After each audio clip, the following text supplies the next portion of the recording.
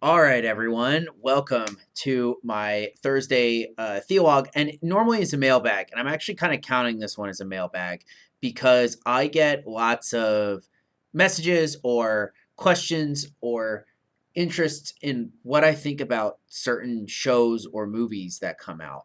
And so I've gotten a request to watch The Chosen my thoughts about The Chosen anyway from a lot of different people, ranging from some people in the church to people outside of the church to Mormon missionaries who have asked me if I have seen The Chosen and what I think of it. And so I want to do a review of it because I think this is related to questions people have asked me, and so I'm gonna talk about it because some people have had an interest in it and have asked me what I have thought of it. And I haven't seen it before, so this is my first time. I knew almost nothing. Well, not nothing about it. I got the general gist that it was about Jesus and the disciples, right? That's kind of a easy go to kind of thing. Understanding. And I honestly, because the Mormons recommended it to me, I was like, well, it might just be made by the Church of Jesus Christ of Latter-day Saints because they make all sorts of Bible stuff, Bible videos and things like that, that some ministries use without noticing that it's actually from the Mormons and stuff like that. And I know where I got that idea from because I must have read some article or something because they use this set that the Mormon churches built in the Utah desert to be like an ancient Judean town or whatever, where they film all their videos, that type of stuff, right? So they used that for the second season of the show, which is probably where I got that idea from, where it popped into my head. Um, but anyway, lots of people have asked me about it, and so let me talk about it. So I was hesitant to watch this show, and if you've been a longtime viewer of this channel, you might have heard me talk about this before. That I generally do not like art made art is a general term, but movies and TV shows and stuff made by Christian audiences for Christian audiences, because they usually tend to be really hokey and cringy and stuff like that. Where I think that they end up not really being able to speak to the culture, to the people, very well.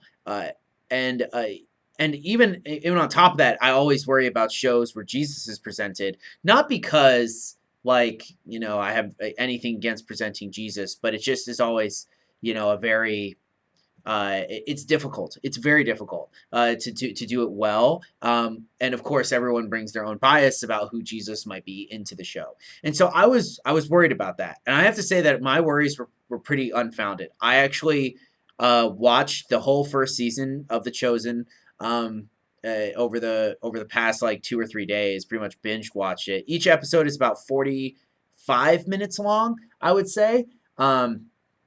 And let me start off with it has nothing to do with the show, but I have immense respect for this.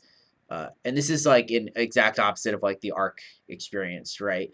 I think if you make stuff like this and you consider it a ministry, it should be free. And The Chosen is free. You can watch it on an app that they've got, but it's also free on YouTube because they live stream the episodes. They do two at a time.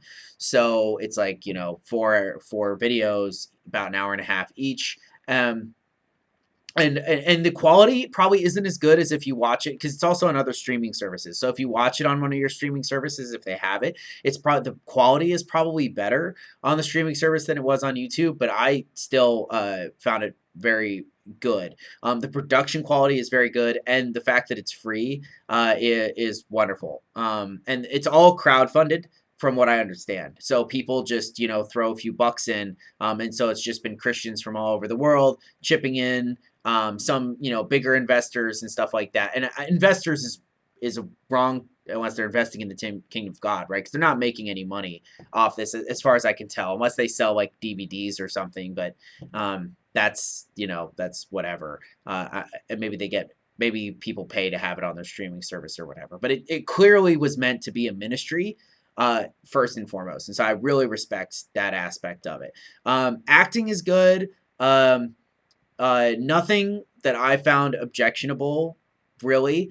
Of course, when it comes to how to do Bible stories, there are things that you're gonna sacrifice or miss in order to make it kind of flow in the way that we expect a TV show or a movie to flow. And they do that.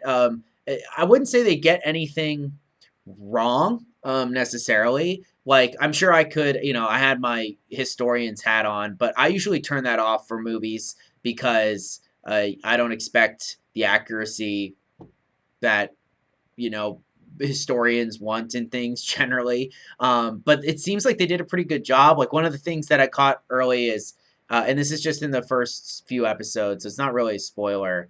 But Mary Magdalene was able to read, and my first thought is no one could read in back then. But they go in and they explain it, so someone actually thought about that instead of just kind of sweeping it under the table and being lazy and just saying, "Oh yeah, everyone can read." They actually explain how she's able to read. And so I thought that that was really a nice touch. They also touch on some, not explicitly, but very obvious adult themes and adult implications to some scenes and stuff like that, which I thought was good.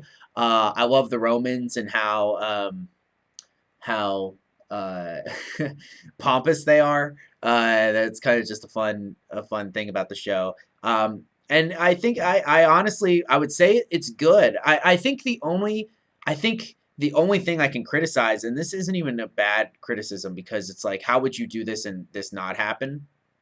I think the only thing that you can really levy at it is that like how would you get a non Christians to watch this? Because it still seems as though it's made for people who are Christian, and like that kind of comes with the territory, right? It's hard, like if you pitch a show about Jesus or whatever, how many people who aren't Christian are going to watch it, right? And I think that's where Christians in the arts can step in and make other art that can be helpful and stuff like that. But I think it's really good. Obviously, the thing you always want to be careful of, and they do say this in the opening credits to the show, that like they created this with the intention of like they've added things into the story to make it flow more like a movie, but they really want people to read the Gospels themselves.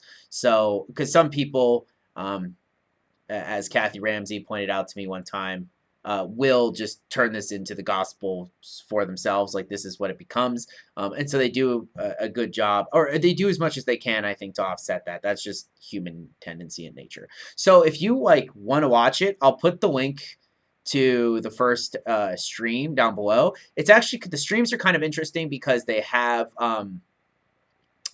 they sell merch. That's also what they do. They have merch because I'm gonna say because the director will stream it and he'll give commentary at the end of each episode and before the beginning of one. And it's actually really interesting to hear what he has to say about it. So if you've never seen that, you can kind of watch it, the episode and then his commentary. It's quite good. Yeah, I will. I never said I'd eat my own hat or eat my own sock or whatever if I found good Christian entertainment made for Christians. That's just good and not cringy or bad. But if I had said that, I'd eat a sock right now.